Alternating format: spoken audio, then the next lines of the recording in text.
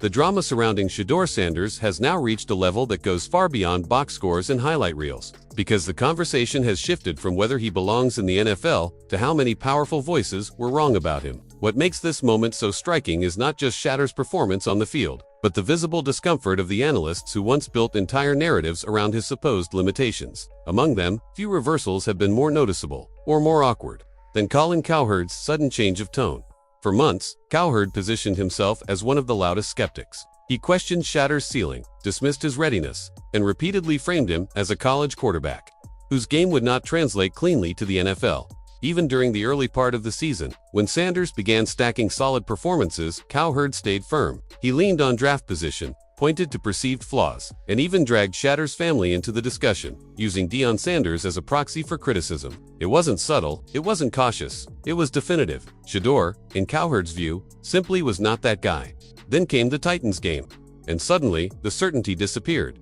What Shedeur did that afternoon didn't just challenge Cowherd's take, it dismantled it. Playing behind an offense, missing multiple starters, in bad weather, against real NFL pressure, Shedeur didn't survive. He thrived. He moved the ball with authority. He read defenses quickly. He stood in the pocket and delivered throws with timing and confidence. By the end of the game, the stat line told one story, but the film told an even louder one. This wasn't a quarterback hiding behind scheme or luck. This was a quarterback running an offense. Cowherd's pivot came quickly after that, and it came with a noticeably different energy. Gone was the smug certainty. In its place was cautious praise, layered with justification. He began framing Shadur as someone who looks like his college version again, as if that had never been the concern in the first place. He floated the idea of Shadur as a franchise quarterback, something that would have been laughed off his show weeks earlier. And while the praise was real, the delivery felt restrained, almost careful, like someone trying to re-enter a conversation without drawing attention to how loudly they exited it. What made Cowherd's shift stand out wasn't that he changed his mind. Analysts do that all the time. It was how clearly the performance forced his hand. Shadur threw for over 400 yards with a depleted offense, and Cowherd had no way around it. There was no context to hide behind, no easy dismissal. The very things Cowherd once used to undermine Shadur, pressure, adversity, limited help, became the evidence that validated him.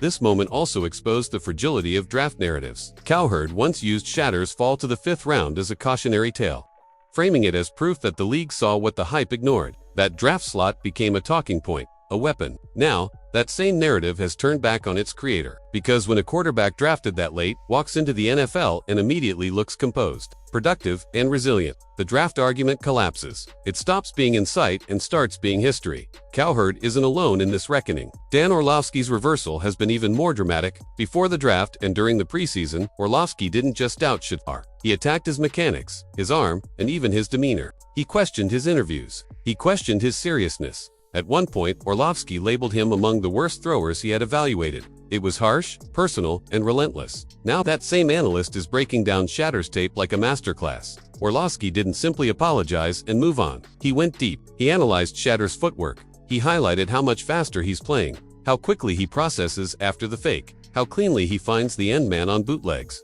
He pointed out that these are traits seen in high-level NFL starters, not developmental projects. That level of technical praise doesn't come lightly, especially from someone who once dismissed the player entirely.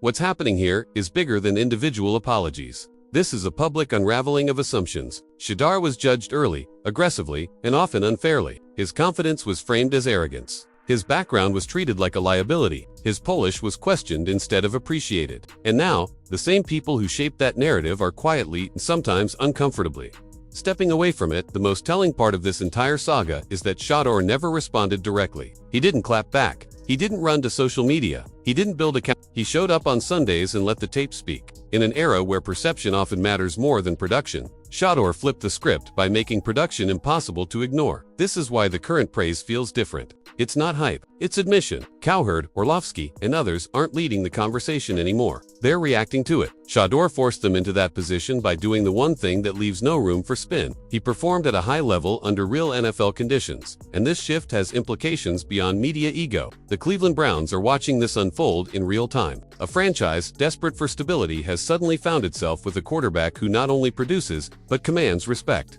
Not just from fans, but from the same analysts who once dismissed him. That matters inside locker rooms. It matters in front offices. It matters when decisions are made about the future. Shadur Sanders is no longer an experiment. He's no longer a question mark. He's no longer someone analysts can talk about hypothetically. He's a living, breathing rebuttal to everything that was said about him. And the most poetic part of it all is that his success didn't require an argument. It required patience. This story isn't finished. The league will adjust. Defenses will test him in new ways. The pressure will increase. But the foundation has been laid, and it's solid. The critics didn't change their minds out of generosity. They changed because the evidence became overwhelming. So now the question turns to you. Did you see this coming from Shadur Sanders? Or did his rise surprise you? How do you feel about analysts like Colin Cowherd and Dan Orlovsky reversing their stances after being so vocal early on? Is this accountability, or is it simply survival in a results-driven media landscape? And most importantly, do you believe Shadur Sanders is the long-term answer for the Cleveland Browns?